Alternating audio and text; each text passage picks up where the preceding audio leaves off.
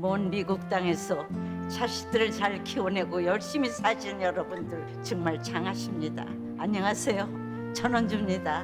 전쟁도 가난도 겪은 우리 세대는 참 눈물겨운 세월을 살았죠. 아메리칸 드림을 이루기까지 여러분들의 세월이야 어떠셨겠습니까? 건강 관련 프로그램에 출연하면서 요즘 제가 깨달은 건요, 양 한 방을 잘 결합하는 게 최고의 건강 관리라는 겁니다.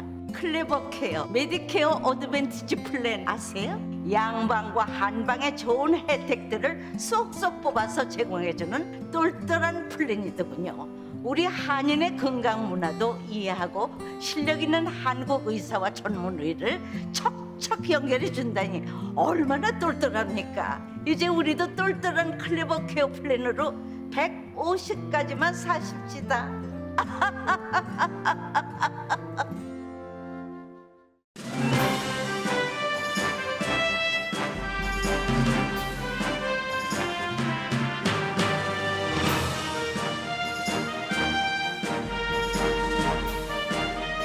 새봄 3월에는 여러분의 웃음이 활짝 피기를 라디오 서울이 응원합니다. 강혜신의 오늘의 미국.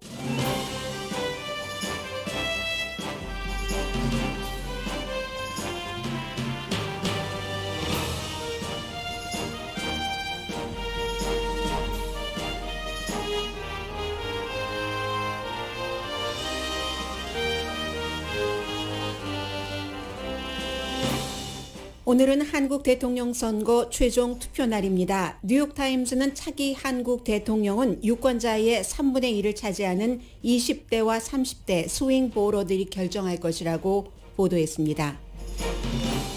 월스트리트저널은 한국의 차기 대통령이 미국과 북한과의 외교 톤을 결정한다고 강조했습니다. 저희 라디오 서울 방송은 오늘 저녁 뉴스 시간대부터 대선 특집과 개표 방송을 시작합니다. 바이든 대통령은 오늘 아침 미국은 러시아 오일을 수입하지 않겠다고 밝혔습니다. 우크라이나를 침공한 푸틴을 벌주기 위한 결정으로 러시아 오일에 대한 의존도가 높은 유럽은 미국의 조치를 따르기 힘들 것이라고도 말했습니다. 미국의 러시아에 대한 오일 압박으로 세계 경제는 악영향을 맞게 되고 악영향을 줄이기 위한 방안도 주목됩니다. 산유국인 이란과의 핵 협상도 옵션입니다. 미국인들은 날이 갈수록 우크라이나를 침공한 푸틴을 벌줘야 하며 러시아가 미국의 극박한 위협이라는 생각에 동의합니다. 푸틴의 우크라이나 전쟁 앞에서는 미국인이 뭉쳤습니다. 당도 가리지 않습니다. 우크라이나 저항에 밀려 비틀거리는 러시아군이 다시 기선을 제압할 가능성이 높지만 현재까지의 전세로 보아 유럽의 많은 국가들이 줄지어 항복한 러시아군을 더 이상 두려워하지 않게 됐습니다. 지금 세계는 어제 대통령 집무실로 돌아온 젤렌스키 우크라이나 대통령의 지도력을 존중합니다. 숨어있는 푸틴보다 강한 그를 2차 대전 당시에 윈스턴 처칠에 비유하기도 합니다.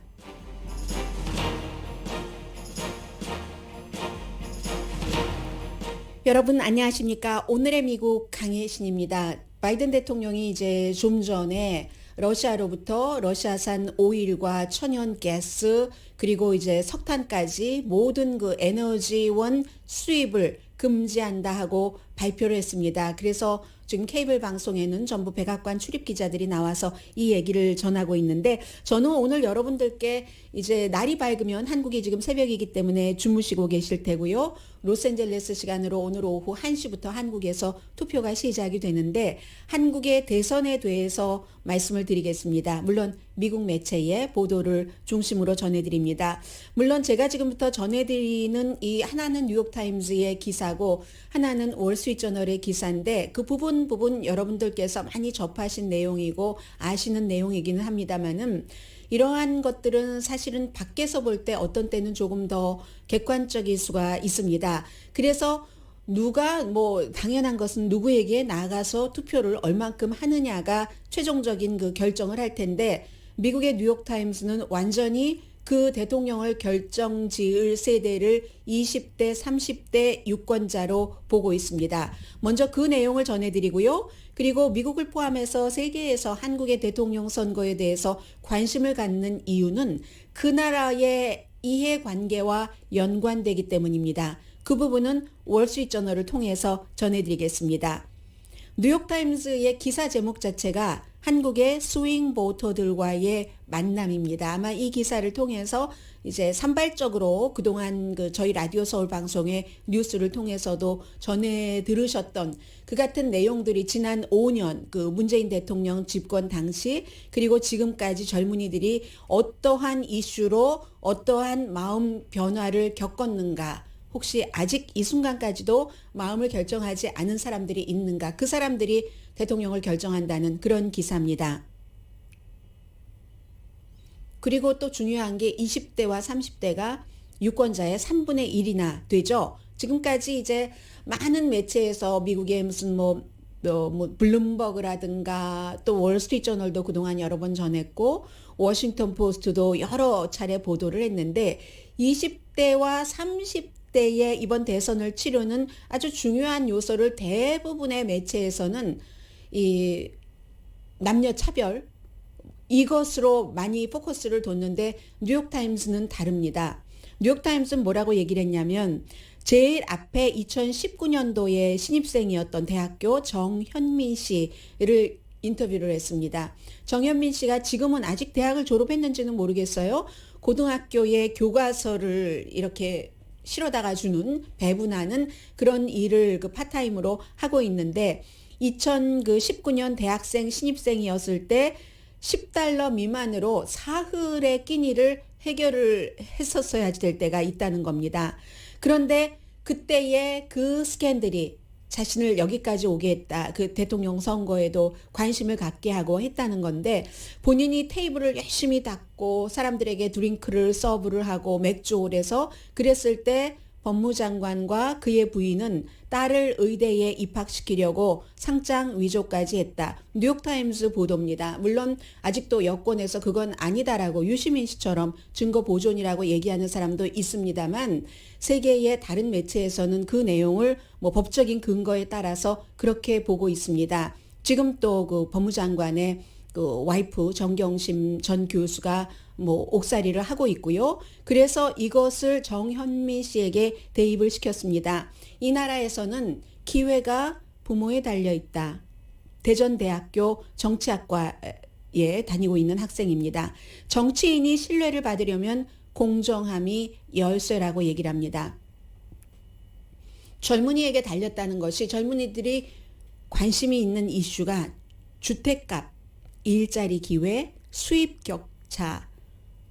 한때는 젊은이들의 많은 사람들은 진보였는데 지금은 결정을 못한다는 겁니다. 물론 남녀, 이 젠더 이슈도 있지만 이걸 먼저 뉴욕타임스는 다른 매체와 달리 기사에 도입을 했습니다. 한국에서 젊은 세대는 전 세대와 달리 지역적인 거 별로 신경 안 쓰고 거의 정치 보스에 대한 충성 맹세 안 하고 북한에 대한 두려움도 없고 설령 한반도에 대한 긴장이 있다 하더라도 거기에도 큰 관심이 없다는 겁니다. 이들은 너무나 극박하고 현실적인 경제 문제 때문에 영화 기생충이나 드라마, 미니시리즈, 오징어 게임에서 본 것과 같은 그것이 보여주는 현실 때문에 이 생에는 이룰 수 없다 하는 단어도 있다면서요. 그런 말까지 소개를 합니다. 해서 김현준 명지대학교 선거 전문 교수가 동등한 기회와 공정함을 어느 후보가 더 많이 줄 것인가. 이게 이번 그 선거의 열쇠라고 얘기를 합니다. 윤석열 후보 60대 이상 보수의 아젠다를 가지고 나오기 때문에 60대 이상에서 전폭적인 지지를 받고 있고 심지어는 이제 북한이 위협을 주면은 선제 공격 가능성까지 얘기를 하고 이재명 후보는 그에 비해서 40대와 50대의 단단한 지지를 받고 있으며 외교에 있어서는 균형, 미국과 안보로 중요하지만 중국도 중요하다 이런 상태요. 그런데 이 같은 보수적인 아젠다나 균형이 있는 이런 그 외교 정책에 대해서 20대, 30대는 관심이 없다는 겁니다. 유권자의 3분의 1이에요. 경제, 미래, 내가 당장 밥을 먹을 수 있는가 없는가. 이 세대가 부모 세대보다 경제적으로 더 못한 생활을 할 수 있는 가능성이 높은 첫 번째 세대라는 거죠. 한국전 이후에. 그게 이제 김동민 씨, 건국대학교 법대생이네요. 24살. 이분이 얘기를 했는데 이 모든 것들이 이제 여러 가지 자료에 근거해서 하는 얘기고요. 미국 사람들 모르니까 1950년부터 53년까지의 한국전 가난 이런 것들이 있고 중간층의 꿈은 집을 마련하는 거잖아요. 그리고 그 집을 마련하기 위해서 자녀들을 서울로 보내서 아주 그 좋은 학교 보내고 그리고 나서 뭐 좋은 직장에 돈 많이 버는 직장에 취직을 하면은 모으고 모아서 알뜰 살뜰 모아서 아파트 한 칸 작은 것이라도 마련을 하고 하는 것이었는데 지금 그게 불가능하다는 얘기입니다. 65%의 응답자는 자녀의 경제 미래는 내 세대보다 나아지지 않을 것이라고 답하고 20대와 30대의 응답자는 교육이 무슨 훌륭한 뭐 평등 이런 것을 보장한다고 생각도 안 한다는 겁니다. 왜냐하면 교육에 들어갈 때부터 거기에부터 부모 체엔스니까 등록금 비싼 것도 그렇고 부모 체엔스고 말씀드린 것처럼 조국 사태 같은 것도 부모 체엔스고 나는 열심히 마라톤에서 성실히 마라톤하고 체력을 키우고 있는데 누군가가 스포츠카 타고 가는데 이걸 어떻게 하겠는가. 단국대학교의 23살 오병주 학생의 말입니다. 한국 가정의 4분의 3의 부가 부동산에 집중돼 있고 젊은 커플은 그 부모가 부자면 도움을 받죠. 그리고 이제 가로 열고 한국에서 이거는 이제 집 마련해주고 할 때 부모가 도와주는 것은 전통이라고도 설명을 합니다. 그런데 어쨌든 한국 가정의 4분의 3의 부가 부동산에 집중돼 있는데 문재인 대통령 아래서 부동산 값이 물론 대도시를 중심으로 2배가 늘어나서 평균 가정은 아무것도 안 하고 18.5년을 저축해야 아파트를 도시에 마련할 수 있다는 거죠. 서울에 아파트 사는 것은 불가능하고 평생 벌어도 저축만 해도 박근혜 씨 27살 청년 뭐죠? 무슨 민간 그룹인데요.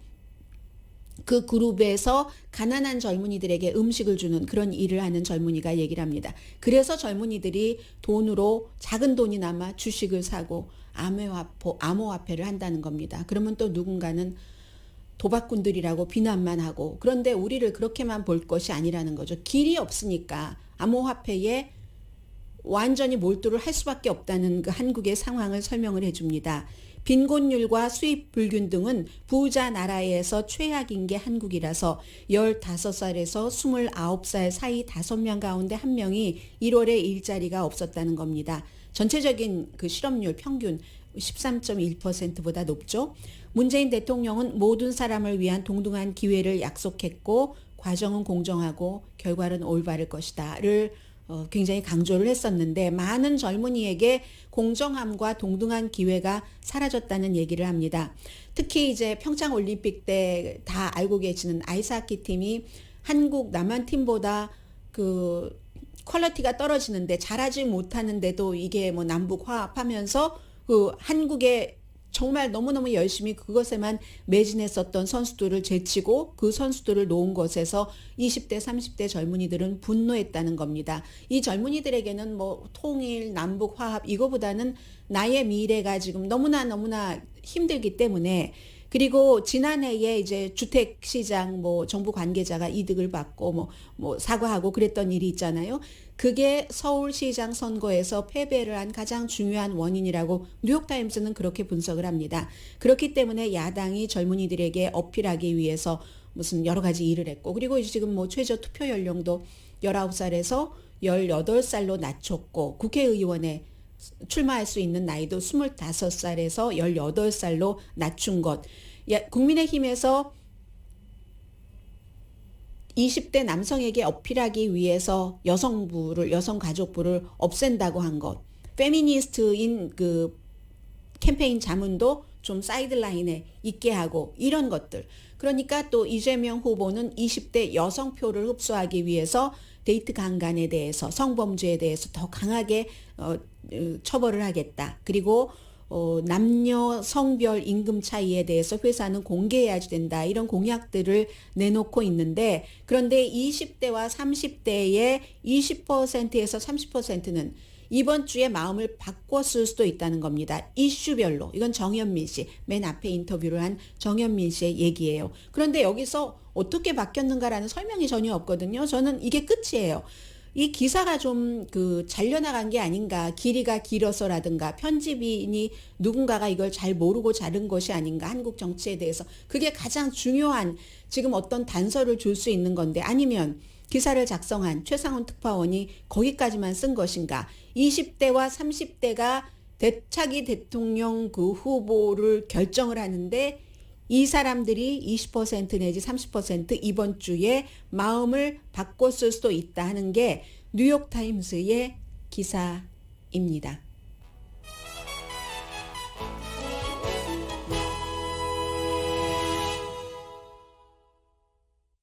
뉴욕타임스의 기사 전망이 맞다는 얘기는 아니에요. 그리고 알 수 없는 것이고요. 마음을 바꿨는데 어떻게 바꿨는지, 단일화 이후에 바꿨다는 것인지 무엇인지 지금 여당과 야당에서 하고 있는 얘기는 뉴스에서 많이 들으셨을 것 같고요. 그리고 월스트리트저널은 대통령 선거가 미국 북한과의 톤을 결정한다. 더군다나 지금 굉장히 타이트한 그런 선거여서요. 문재인 대통령 집권 5년 당시에 서울은 워싱턴 도쿄와 거리가 멀었고 평양을 강하게 지지해왔다. 그런데 이 같은 외교 정책이 바뀔 것인가 아닌가 이런 얘기요. 일어나지 않을 일을 먼저 얘기합니다. 한국에 미군 주둔이 많잖아요. 미국이 한국의 주요 동맹국이라는 것. 한국에도 미국이 주요 동맹국이라는 것. 이런 것은 변하지 않고 북한은 워싱턴과 서울에 둘 다 위협이라는 것.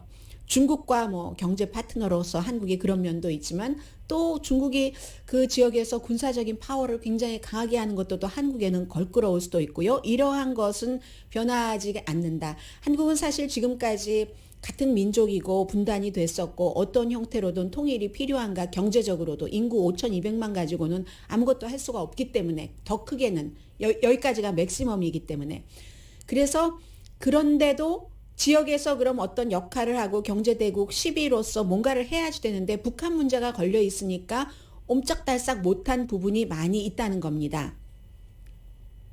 아메리칸 유니버시티 워싱턴 DC에 있는 그곳의 동아시아 안보 전문 교수 이지영 교수가 한 얘기입니다. 그래서 차기 대통령이 누가 되느냐에 따라서 조금 달라질 수 있다고 보네요. 선거 토론할 때 첫 번째인가 두 번째 토론으로 기억이 되는데요. 물어봤죠. 이 사회자가 만약에 대통령에 당선되면 첫 번째였던 것 같습니다. 이 미국, 일본, 중국, 북한 지도자 가운데 누구를 제일 먼저 만나겠습니까? 중요 우선도를 물어보는 거죠. 한국이 생각할 때 중요한 국가. 거기에 대해서 이재명 후보는 지금 상황에서 상황이 늘 변하니까 그것에 대한 답변을 할 수가 없다. 그 당시의 상황을 보고 결정하겠다라고 얘기를 했는데 같은 질문에 대해서 윤석열 후보는 바이든 대통령 먼저 만나고 그다음이 일본이었었죠. 네, 후미오 기시다 일본 총리, 시진핑 주석, 북한의 김정은 위원장. 그런데 김정은 위원장과는 아무런 조건이 없이 만나서 기대를 한다고 결과를 낸다고 기대하지 않는다. 이건 월스트리트저널과 이 서면 인터뷰에서 다시 한 얘기랍니다. 만나게 되면은 비핵화라는 명백한 주장을 할 것이고 라고까지 얘기를 했는데 여기에 설명을 붙이죠. 월스트리트저널이 북한이 공격을 남한을 할 것 같다. 이게 극박하다라고 판단되면 선제 공격을 한다는 그런 것. 사드 배치도 지지를 하고 문재인 대통령이 국제적인 이슈에 너무 소심했다라는 그 주장도 이 월스트리트저널에 했다는 얘기입니다. 그리고 이제 월스트리트저널의 얘기예요. 한국이 러시아가 우크라이나를 침공한다 하지 않는다 할 때부터 여러 가지 제재에 관한 것이 논의가 됐었고 했는데 한국은 이제 침공한 뒤에 다른 아시아 국가들보다는 조금 늦게 이 러시아 제재에 참여를 했잖아요. 그 점을 월스트리트저널은 얘기를 했는데 그 점에 대해서 이제 미국 전에 국무부에서도 일을 했고 했었던 분은 워싱턴과 서울은 지금 같은 페이지에 있지는 않는다. 그 북한과 동아시아 그쪽 정세에 있어서. 다만 차기 대통령이 같은 페이지 쪽으로 가도록 하는 수순을 밟아야 될 것 같다라고 얘기를 했고, 이에 대해서 이재명 후보의 입장을 얘기를 합니다. 문재인 행정부보다 빨리 러시아에 대한 제재를 발표했을 것이다. 이재명 후보가 대통령이었다면. 이건 이제 위성락, 과거에 북한 관련 아주 그 중요한 그 일을 많이 그 했었던 분이죠. 그런데 지금은 이제 외교 타결위원장, 이름을 그렇게 붙였네요. 그냥 외교자문, 미국 같으면 그렇게 할 텐데, 외교 타결위원장, 네, 삼고초려해서 모셨다는 그분이잖아요. 북한 문제, 아무튼 굉장히 많이 일을 했었던 위성락, 이분이 얘기를 한 겁니다. 이재명 후보는 문재인 대통령이 아니다. 이재명 후보는 문재인 대통령과는 다른 리더다. 계속 그것을 강조합니다. 그의 대통령직은 문재인의 대통령직과 같지 않다. 이게 이제 외교통상부 북미국장을 지냈고, 뭐 외교 부총리도 했고, 또 이분 또 러시아 대사도 했잖아요. 월스트리트저널과 인터뷰에서 한 얘기입니다.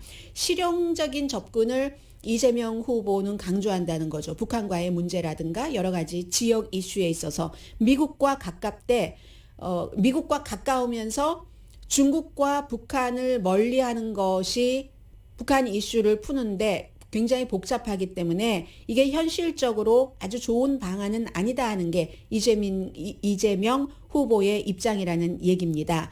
북한이 위협을 중단하고 대화와 협상을 해야 된다라는 그 분명한 입장은 있지만, 어쨌든 진정한 성취를 향해서 일할 때다라고 얘기를 하는데, 월스트리트저널은 이렇게 미국 신문이니까 외교적인 문제에 포커스를 맞췄는데, 월스트리트저널도 이렇게 얘기를 합니다. 외교 정책이 한국에서 지금 가장 중요한 대선 이슈가 아니라는 겁니다.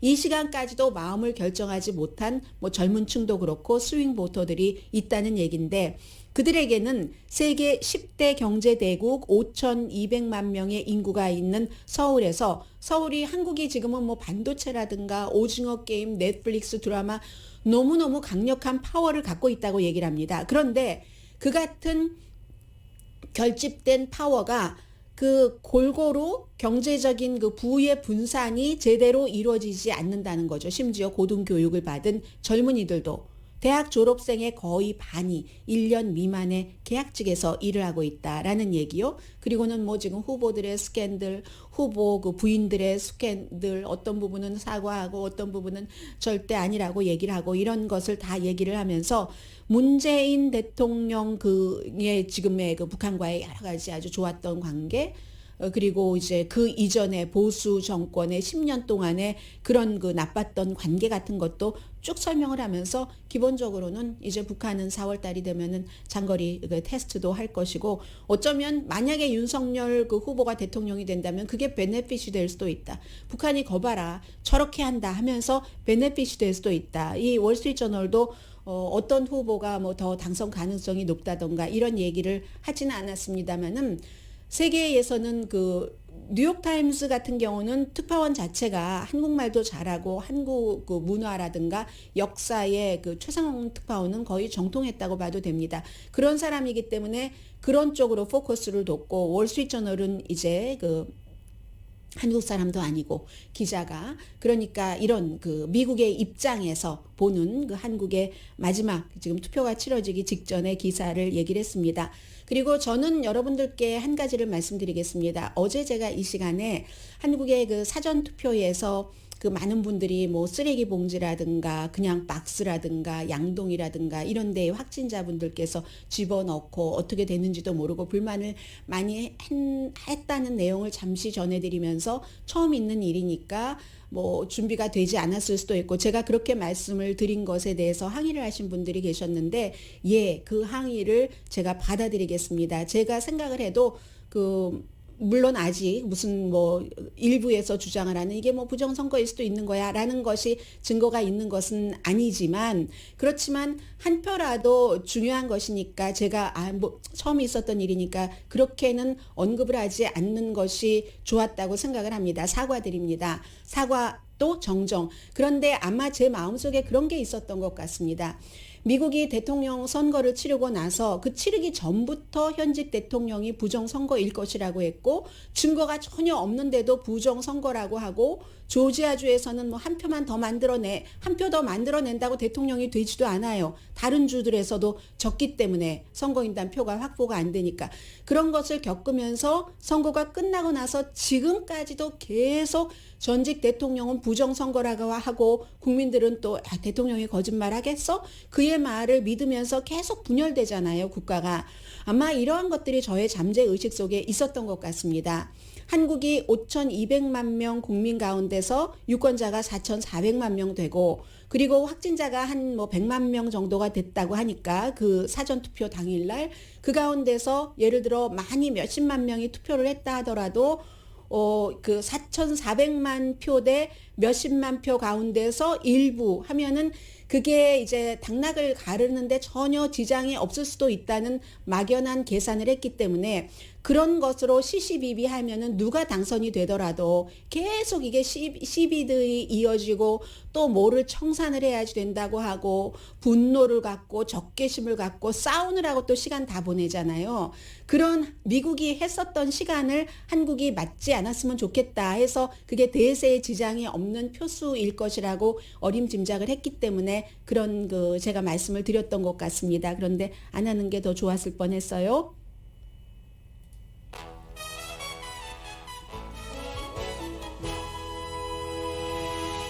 오늘의 미국은 전문가가 추천하는 이민법, 가정법 전문 재인정 종합법률사무소 코지다운 갤럭시 이불은 잠이 솔솔 오게 하는 기능성 거위털 이불 전문회사 코지다운, 친절하고 자세한 상담으로 절개를 최소화하는 복강경 수술 전문 장지아 외과, 매일 아침 재래식으로 직접 만드는 검정콩 생순두부 수라원 순두부, 덜마지 울세라 MRT 특별 패키지로 여러분의 아름다움을 찾아드리는 미러클 레이저 클리닉, 차원이 다른 샴푸형 흰머리 염색약 수화연을 핫세일 중인 한국 홈쇼핑 공동후원입니다.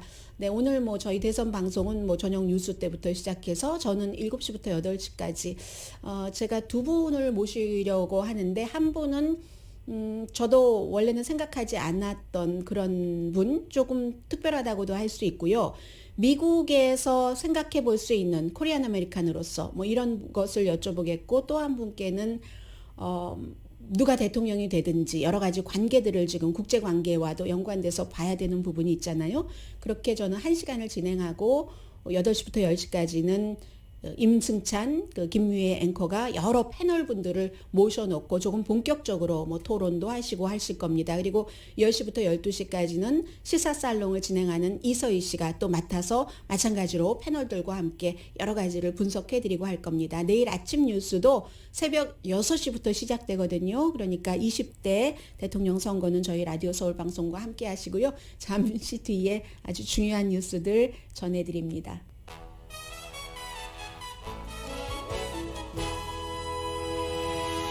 라디오 서울 방송 오늘의 미국 듣고 계십니다. 조금 간추려서 전해드려야지 되겠는데요. 앞에서 시간을 참 많이 썼습니다. 바이든 대통령이 오늘 러시아로부터 미국이 오일 수입, 천연가스, 석탄 전부 금지한다고 얘기를 했습니다. 이게 대통령이 얘기하기를 초당적이었고 그리고 또 미국 국민들도 조금 굉장히 비싸지는데요. 가솔린이 비싸지더라도 러시아 블라디미르 푸틴을 우크라이나를 침공한 사람을 벌 줘야 된다라는 생각을 하고 있다고 했고, 유럽연합, 나토, 미국의 동맹국들과는 이전에 컨설팅을 충분히 했다고 했습니다. 미국은 하지만 유럽은 워낙에 러시아에 대한 이 에너지 의존도가 크기 때문에 미국처럼 하지는 못할 가능성이 높다. 이런 얘기를 대통령이 발표를 하면서. So we can take this step when others cannot. But we're working closely with Europe and our partners to develop a long-term strategy to reduce their dependence on Russian energy as well. Our teams are actively discussing how to make this. 네, 다른 곳에서 다른 유럽이 하지 못하는 것을 우리는 먼저 했고 그럴 수밖에 없다는 유럽의 입장도 얘기를 하면서 유럽이 러시아로부터 에너지를 의존하는 그 의존도를 장기적으로 어떻게 줄이는가 하는 것을 계속 의논을 한다고 했습니다. 그러면서 본인도 제가 지난번에도 말씀드린 것처럼 자유라는 것은 대가를 치러야지 됩니다. 우크라이나 국민이 지금 하고 있는 것이 민주주의를 지키기 위한 자유를 지키기 위한 그 싸움이기 때문에 그런 것에는 우리 국민들도 가솔린 값이 올라가잖아요. 바이든 대통령이 이거 하고 싶어 하지 않았습니다. 그런데 뭐 낸시 펠로시 하원 의장도 지지한다고 하고 민주당인 조 맨신 상원 의원이 이것을 공화당 의원과 함께 들고 나왔기 때문에 조 맨신 의원이 뭔가를 해줘야 Build Back Better 안을 가지고 갈 수 있거든요. 맨신 의원을 무시할 수도 없고 대통령이 백악관은 원치 않았지만 의회와 국민이 원한다면 해서 결정된 그런 겁니다. 그래서 그 러시아에서는 이런 일이 있을 수 있다는 것을 알고 어제 그래? 그럼 뭐 오일 배럴당 한 $300까지 가는 거 봐봐. 뭐 이런 얘기를 했는데 그만큼 갈지는 모르겠고요.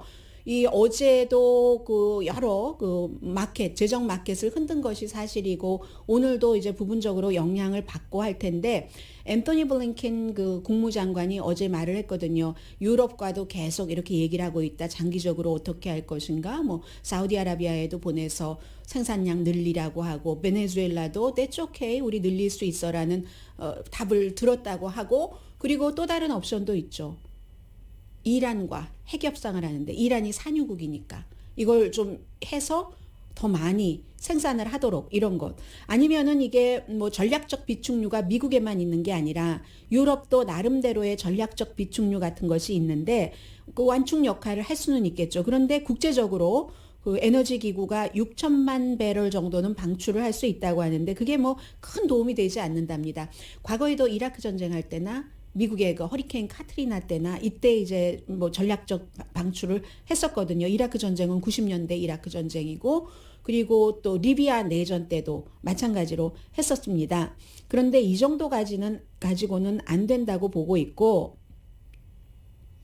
푸틴을 벌주기는 하지만 러시아를 경제가 거의 에너지 수출 등에 많이 의존을 하고 있기 때문에 그렇긴 하지만 미국이나 세계에 다 딜레마가 되는 겁니다. 이로 인해서 뭐 그렇지 않아도 지금 수요가 늘어나고 있는 이때에 러시아가 전체적으로 뭐 미국, 사우디아라비아 다음으로 세 번째 또 특별한 에너지는 두 번째 미국 다음으로 이렇게 되는데 이것을 일단 미국 쪽에서라도 막기 시작한다면 세계 경제가 오일에 많이 의존을 하고 있기 때문에 이거는 좀 봐야지 된다는 거죠. 예, 좀 봐야지 된다는 거고요.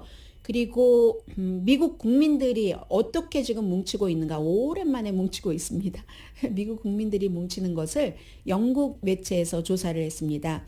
그 영국의 YouGov가 조사를 했는데 YOUGOV가 당신의 정부요. YouGov가 조사를 했는데 2월 26일부터 3월 1일 그러니까 러시아가 우크라이나를 침공한 게 2월 24일입니다. 침공 이후였었죠. 그 전의 생각과 침공 이후의 생각이 많이 다르다는 겁니다. 지난번 선거에서는 헬스케어 때문에 민주당이 굉장히 득을 보기도 했고 뭐 또 총기 규제가 이슈가 되기도 했고 했는데 이번에는 어떻게 된 게 수천 마일 떨어진 곳 그곳에서 일어나고 있는 전쟁 때문에 미국인이 뭉치는 거죠. 이게 9.11 사태가 일어났었을 때 아프가니스탄 오사마 빈 라덴 숨어서 테러리스트들이 미국을 공격을 하고 세계를 공격해서 쫓아가서 전쟁을 했잖아요. 7천 마일 떨어진 곳에. 그때 한번 뭉쳤고 그때 뭉친 것처럼 이렇게 외교적인 이슈로 다시 뭉쳤다는 겁니다. 지금은요. 여러분들 우크라이나에서 일어나는 일에 대해서 많이 생각하고 계십니까? 여러분들도 한번 비교를 해보세요. 미국 전체적인 국민들 의견과 했더니 대단히 많이 생각합니다. 60%나 됐거든요. 그리고 조금 생각한다, 전혀 생각하지 않는다 하는 사람들은 점점 줄어들고 있고 얼랏이라고 하는 사람은 많이 늘어나서 지금 60%가 되고 있는 겁니다. 전혀 생각하지 않아요 하는 사람은 한 10%도 되지 않거든요. 3월 1일 현재. 그리고 러시아가 극박하고 심각한 위협인가 미국에 이것도요. 지금 45%가 극박하고 심각한 위협이다. 뭐 somewhat serious 위협이야 라고 얘기하는 사람도 한 30% 되면 합치면 75%가 러시아가 미국의 심각한 위협이라는 겁니다. 전혀 위협이 아니라는 사람은 5% 미만입니다. 지금 뭐 푸틴이 잘하네, 푸틴이 이기고 있네, 미국은 뭐 전쟁에 가서 사람 죽이지 않아. 그게 이제 역사를 잘 모르고 그렇게 주장을 할 수도 있는 것이고, 미국이 많은 전쟁에 가죠. 그러나 그 나라 국민들을 도관에 가둬놓고 막 공습하고 하진 않습니다. 그리고 미국은 자유를 원한다는, 민주주의를 원한다는 국가에 가서 뭐 쏠 수 있는 거 다 쏘고 다리를 부수고 이러지 않거든요. 대체적으로 기본적으로는 국제적인 공조를 하고 그 나라가 중심이 돼서 독재자에 대한 이런 그 처벌을 하는 것은 하지만 그조차도 아니 너무 많은 쓸데없는 전쟁이야 라고 생각을 하는 부분들이 많고, 아프가니스탄에서도 바이든 대통령이 철군을 했지만 푸틴처럼 사람들을 도관에 가다 놓고 거주지를 폭격하고 하는 거 미국 안 합니다. 미국 많이 한다는 말은 잘 모르는 얘기고요. 어쨌든 미국 정부가 그럼 어떻게 대응을 해야지 되는가. 지금 공화당, 민주당이 의견이 거의 지금 이런 부분에 대해서는 일치하고 있기 때문에 민주당과 공화당의 4분의 3이 경제 제재 해야지 된다고 하고, 민주당이 조금 많긴 합니다. 우크라이나에 무기 보내야지 된다. 민주당 60%, 공화당 65%, 무기 보내야 된다는 공화당이 더 많아요. 그런데 다른 의견도 있습니다. 우크라이나를 나토에 가입하는 것을 강하게 지지하는 것, 민주당 58%, 공화당은 46%가 좋은 아이디어다라고 얘기를 하고 있고, 이것보다 더 의견 일치가 안 되는 게 있어요. 바이든이 핸들 잘한다, 민주당은 잘한다고 하는데 공화당은 그래도 많네요. 이번에는 21% 이번에 우크라이나 사태에 대해서 대응 잘한다. 그러니까 미국의 적인 슈퍼파워 러시아라는 적에 대해서는 분명히 미국인이 뭉칩니다. 뭉치는데 정치에 대해서는 여전히 분열하고 있네요. 잠시 뒤에 다른 뉴스들 전해드립니다.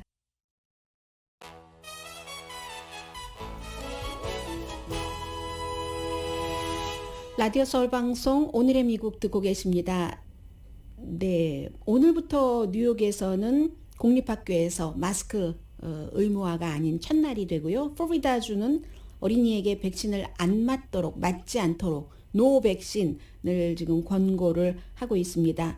그리고 여전히 미국과 세계의 모든 뉴스가 지금 우크라이나에 집중되어 있거든요. 그럴 수밖에 없습니다. 러시아의 블라디미르 푸틴의 입이라고 얘기를 하는 러시아 투데이의 앵커가 앵커 자리를 박차고 나왔습니다. 세계에 지금 핵전쟁이 일어날 수도 있다는 것을 경고하면서 그런 일을 했고요. 그리고 우크라이나의 군인들은 결사항전, 말 그대로 결사항전 얘기를 하고 있고, 바이든 대통령은 푸틴은 절대로 우크라이나를 가질 수 없다라고, 좀 전에 그 오일 수입 러시아로부터 안 한다라고 얘기하면서 지금 뭐 말을 한 상태고요. 미국이 금지를 하고 다른 나라는 유럽은 국가적으로는 러시아에서 에너지 수입하는 것을 금지 안 하지만, 그렇지만 BP 같은 영국의 그 회사가 거래를 안 하고 있잖아요. 그런 여러 가지 뭐 미국의 쉘도 마찬가지고 국가적으로뿐만이 아니라 지금 민간도 그렇기 때문에 러시아 대 세계의 싸움이 돼버렸기 때문에 이것은 계속 중요한 이슈일 수밖에 없고, 저는 지금 어떤 심정으로 방송을 하느냐면은 이게 약간의 그 차이는 있는데요. 삼국지와 도쿠가와 이에야스와 토지라고 할까요?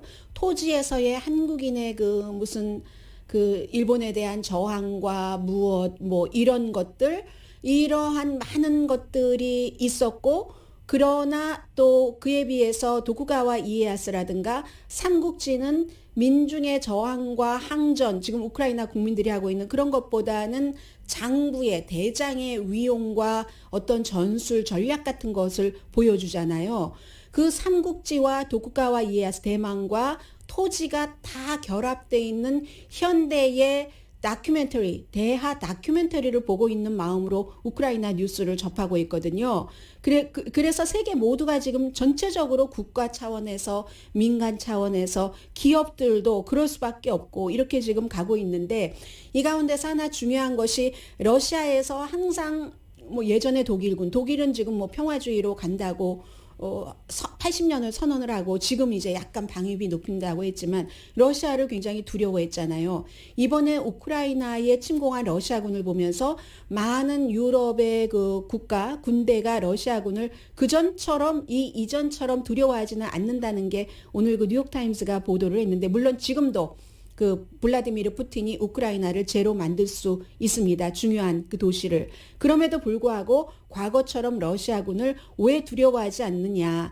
이게 우크라이나 군인들이 어떻게든 지금 러시아군을 무찌르고 있고 키브에도 못 들어가고 있잖아요. 완전히 못 들어가고 있고 낙하산 부대원을 수송하는 그 수송 비행기도 추락시키고 헬리콥터 격추시키고 미국의 대전차 미사일과 드론으로 터키에서 제공한 무장 드론으로 완전히 그냥 러시아를 무찌르니까 러시아의 사기도 떨어졌고 명분도 없고 이 전쟁에 낫지를 물리치러 간다고 하는 해방군이라고 하는데 그걸 가보면 알잖아요. 젊은 군인인데 러시아 군대들이요. 노장들이 많이 있는 게 아니라 지금 젊은 군인들이고 그 젊은 군인이기 때문에 어떠한 그 지휘권 같은 것도 많이 권한도 주어지지 않았다고 하거든요. 그러니까 싸움도 하기 전에 항복하고 무기 버리고 나오는 거죠. 2002년도가 유효기간 만료기간인 그런 한국 분들도 예전에 많이 드셨던 ready to eat 하는 그런 것들을 가지고 들어가서 싸우기를 포기하고 항복하고 나온다는 겁니다. 물론 대부분의 군사 전문가는 결국은 러시아군이 우크라이나 군을 누를 것이라고 보죠. 왜냐하면 러시아군이 현역만 하더라도 많고 예비군이 한 200만 명 되고 현역이 90만 명 돼서 이게 우크라이나 군대와 비교하면은 8배 많습니다. 그런데 직접 군인은 안 보내잖아요. 미국과 나토군이 그 안으로. 그렇기 때문에 그런데 그러려면은 완전히 키브 같은 인구가 몇백만 명 있는데 가서 시가전하면서 그 도시를 박살내야 하거든요. 피범벅을 해야지 되거든요. 피범벅하면 피범벅한 뒤에 사람의 마음을 살 수도 없고 이게 이겨도 이긴 게 아닌 그런 게 되는데 러시아가 도망치는 또 민간인을 살해한다던가 이래서 푸틴이 여러 가지 모든 것을 모든 명분이라는 명분은 다 잃어버렸고 군대도 이것밖에 안 돼. 우크라이나 방어만 쉽게 뚫겠지 했는데 쉽게 뚫기는요. 이게 하루 지나가면 하루 지나갈수록 푸틴을 더 힘들게 한다는 거죠. 하르킵 같은 데도 그 동쪽에 아직 건재하고 있고 러시아군이 물론 실수를 점검해 가리라고 군사 전문가들은 봅니다. 그리고 이럴 수도 있죠. 젤렌스키와 그 사령부와의 사령탑을 통신 같은 것을 끊어버릴 수도 있고 아니면 우크라이나의 그 은행 시스템을 끊는다던가 또 전기 기간 산업 같은 것을 완전히 지금도 이미 도가니 주의인 그런 도시들이 많이 있지만 그렇게 함으로써 민간인들이 항복하도록 못 살겠다. 그냥 살아야 되겠다 하도록 아니면 그렇게까지 못해도 화가 나니까 독재자가 그냥 다 부숴버리도록 할 수도 있지만 아직 공군력이 발휘를 못하고 있다는 겁니다. 그 우크라이나 북부가 날씨가 지금 좋지가 않기 때문에 러시아가 그 공군력이 강하잖아요. 해병대도 강하고 하기 때문에 강한 군사력은 뒷전에 있어서 지금은 그렇긴 하지만 지금까지 보여준 것만으로도 그다지 유럽에서는 전처럼 러시아군을 두려워하지 않는다. 항상 그런 이쪽 군의 사기와 저쪽 군에서 바라보는 이쪽 군 굉장히 중요하잖아요. 지금 현재 러시아군과 유럽군과의 서로를 바라보는 그 입장입니다.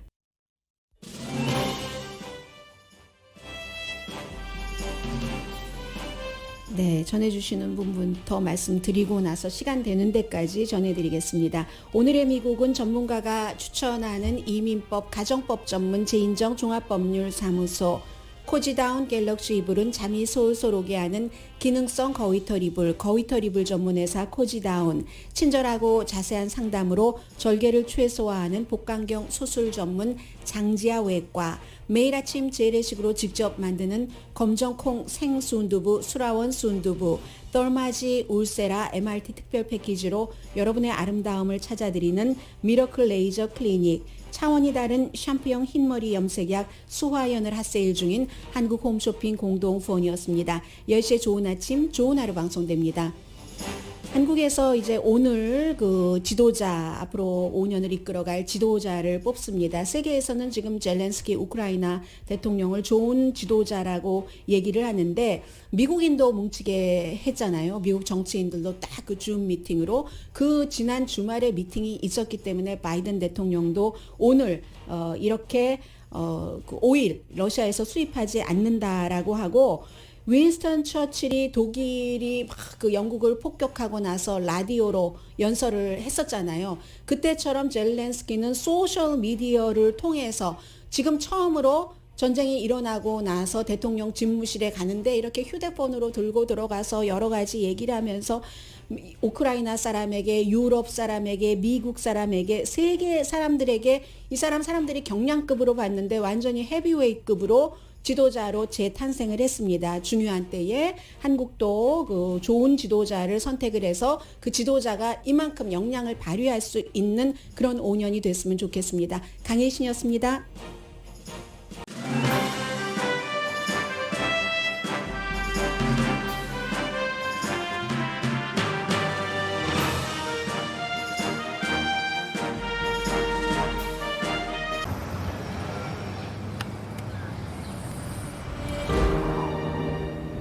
아직 쓰여지지 않은 스토리. 그 스토리를 완성하기 위해서는 새로운 아이디어를 찾아 움직여야 합니다. 우리의 움직임, 그것은 차세대 전동화 차량을 만드는 것입니다. 당신의 새로운 영감을 찾아서